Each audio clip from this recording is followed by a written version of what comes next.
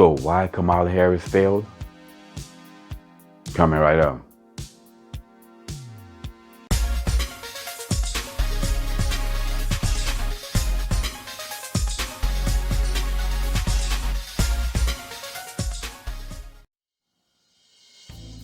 What's up, y'all? Welcome back to Common Sense Logic Reason. And as always, I want to say thank y'all for joining me today. So again, I have another one of the clips that of Dr. Umar Johnson did in an interview with the Ari Not Sorry podcast.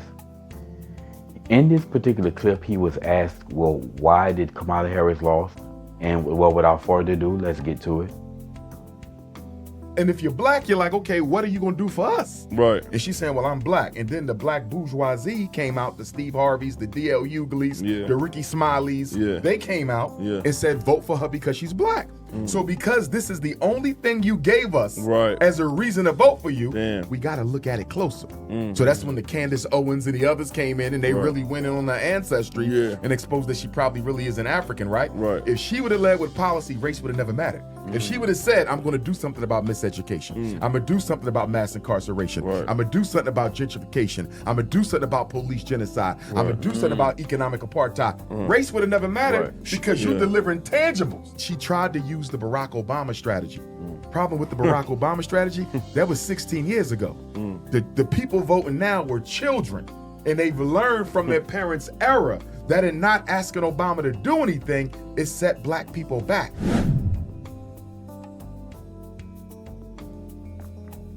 So I completely agree with Dr. Umar Johnson on why she lost.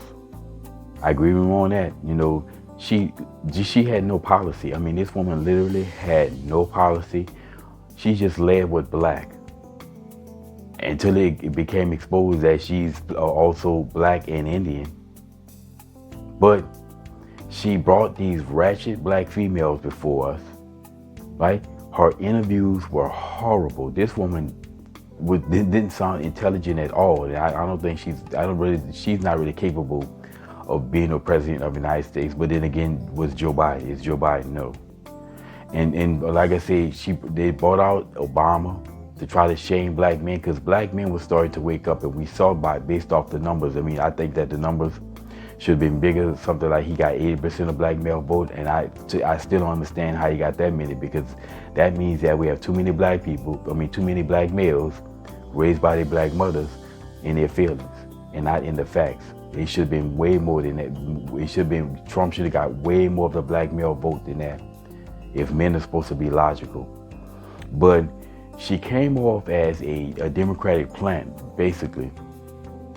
She didn't win. She didn't go to a primary. She just took over for Biden. This woman is not qualified. As I said, she's not qualified to do the job that she did in California part of the government. I don't think she's qualified for that. She's clearly got where she was basically from sleeping her way to the top and who she slept with, not with her skills, because this woman is really dumb. But in reality, I think people were just starting to get fed up with the woke nonsense, this left nonsense.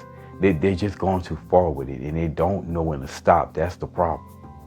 These people just never know when to stop, and they're just constantly going to keep pushing degeneracy and pushing it down the road, and to the point where other people have to say enough, and there's going to be a backlash. And I think this was part of it.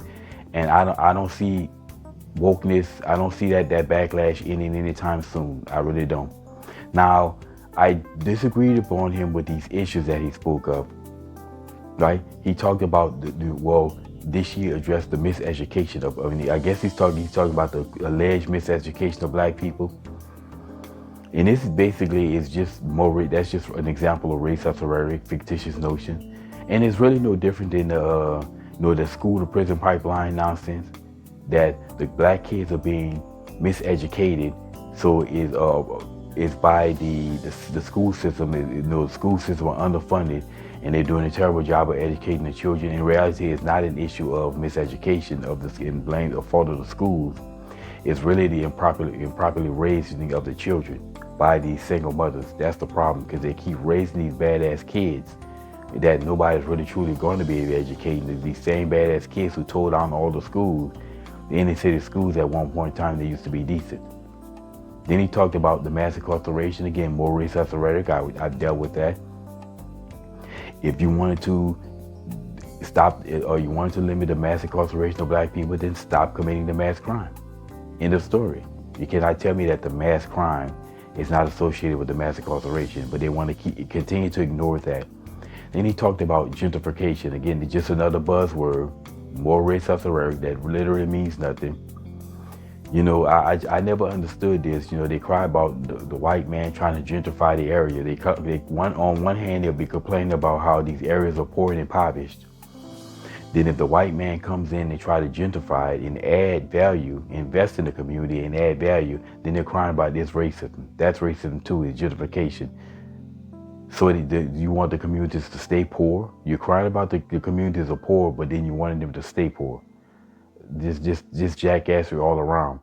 What I always say though about gentrification, how about, gentrify your own neighborhood? If you gentrify your own neighborhoods, then nobody else can. Then he talked about police genocide. Again, what police genocide?